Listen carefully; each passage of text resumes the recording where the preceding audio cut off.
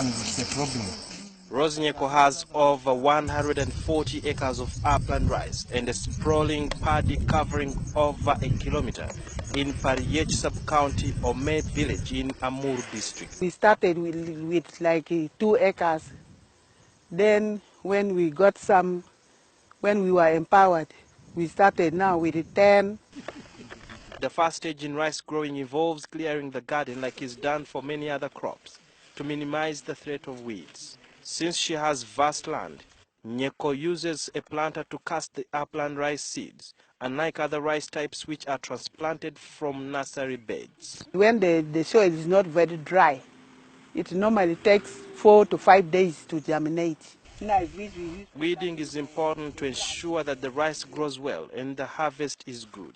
Start weeding the rice at the early stage, so that by the second weed, they can now start growing. She employs the locals to do the weeding and pays each of them 30,000, 50,000 shillings, depending on the amount of work. When the grass is too much, they can even charge us up to 70 an acre.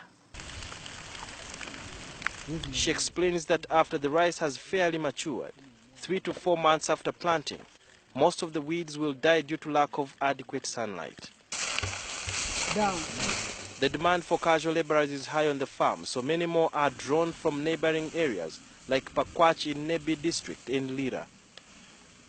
Nyeko employs about 60 laborers to help her in weeding, but an agronomist says using casual laborers to weed rice comes with some disadvantages. One, the people which we are using, they steps on the rice. Two, uniform weeding will not be there. Because by the time you are going to finish 1 acre, the behind part or the in front part, the weed is still there, the behind one is also coming up. Rodents like rats are a threat to rice, so Nyeko has to clear the bushes around the gardens. Like this one, they can start cutting it down. When you bring now the manpower, they will not mind about the rice which is down. They will keep on cutting that one which is up. Then you can lose this one like $10. Although grasshoppers are a delicacy to many people in Uganda, for Nyeko they are a big problem. During seasons like November and December, when there are so many, they always infest the plantation, sucking out everything from the rice that could have formed the seeds. Upland rice is ready for harvest after 6 months. When they want to be a serious farmer or a rice grower, they should also get acquainted with the period of rice, the season.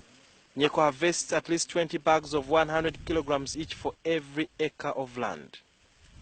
This means she will harvest 2,800 bags of rice from the 140 acres she cultivates.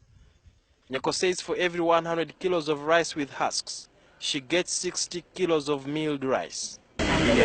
She owns a mill in Gulu town, where she cleans the rice, sorts, then packs it for sale. Each kilo of rice goes for about 2,500 shillings.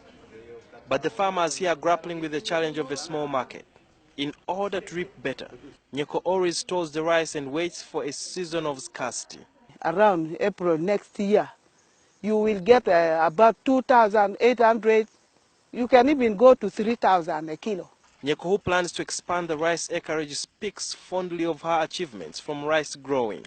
I have 2 houses in town, which is valued at 450 million. She started with less than an acre of land, but has since expanded acreage to over 140 acres, and the proceeds are good. Sudil Biarhanga, NTV.